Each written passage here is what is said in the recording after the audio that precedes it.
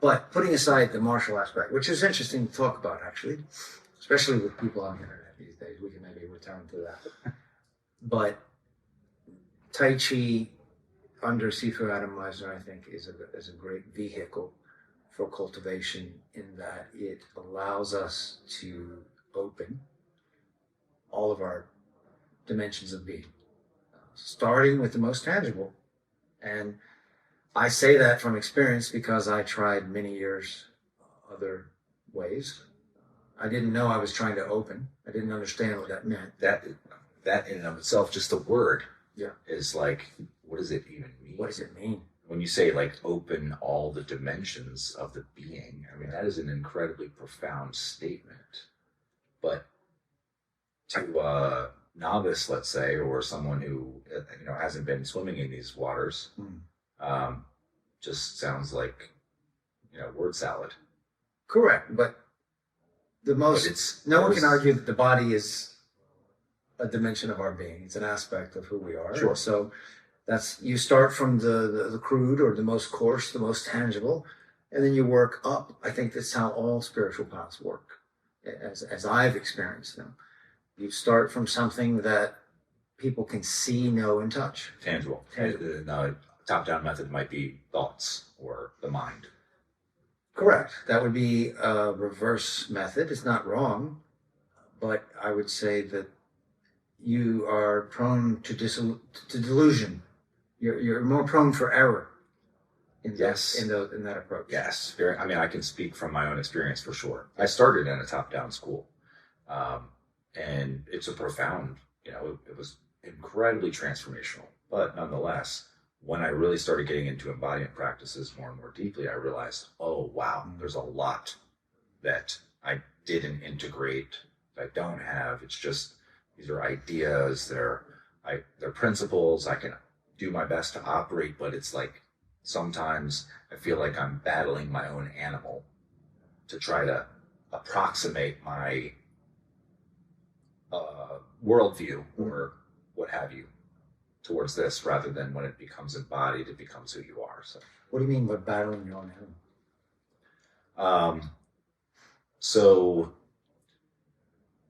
changing the consciousness, the worldview, let's say, then the worldview is a certain way, and I believe these certain things, or I've seen the truth of these principles, and so I try to operate under these auspices, and yet the body is doing something different, or there's conflict, internal conflict.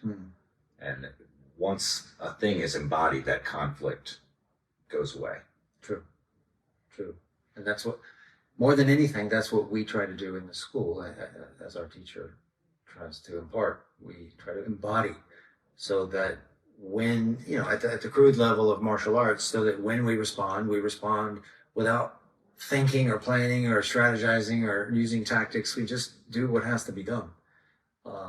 You embody the lessons, let's say, of the teachings, and you automatically get health. And again, back to the delusion point you're making, is that if you aren't when I wasn't doing the embodiment practices, I had no metric, real way of measuring. Yes. I mean, I can look at my life and I can look at how I respond to things, and that tells me a good degree of things. But if situations and people or what have you, forces, trigger me into a fight or flight response, there's obviously more work that needs to be done. So correct. In fact, my Buddhist teacher says that the measure of your progress is if your virtues are increasing and your vices are decreasing. That's a good metric. Yeah, I mean, that's a very helpful tool.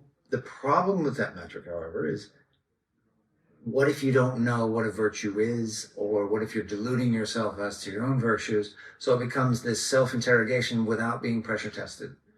And you can be in circles of schools or religious teachers, and they want to keep you there. So they're not going to challenge you per se, or do anything that might make you avert or turn away from them. They want to keep you in their fold. If I'm going to church every Sunday, every time the the bowl comes around, I'm throwing in and I'm writing my 10% tithing check or whatever. And then the pastor comes to me one day and says, you know, that little activity you're doing on the side, you should stop that because it's disdainful or contrary to our belief, whatever. There's a possibility that I leave the church. Yes. So, And also your donations. yes, Your time. yes. So it's very important to me that I have a teacher who's not interested in my money, who's not interested in anything other than allowing me to progress on the path towards whatever he's becoming. So you mentioned this today, Yes. talking about ulterior motives.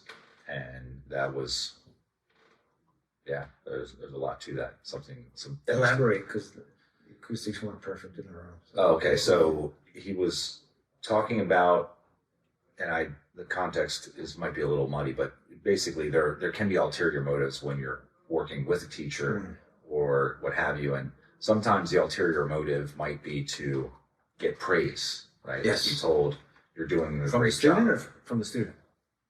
The motive from the student, yes. Yes. Yeah. He wants to be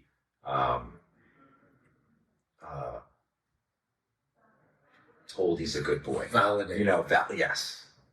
Exactly. Yeah. And, you know, when you have someone that you respect or admire, and then it could muddy that sort of situation. But to your point, that energy would be exposed and not reacted to in this space.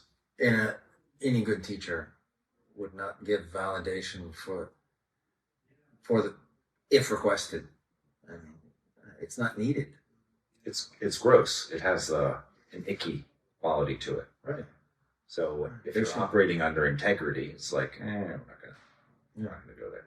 But that is a temptation for people, right? A lot of, and Can't deny that. and also It's human nature.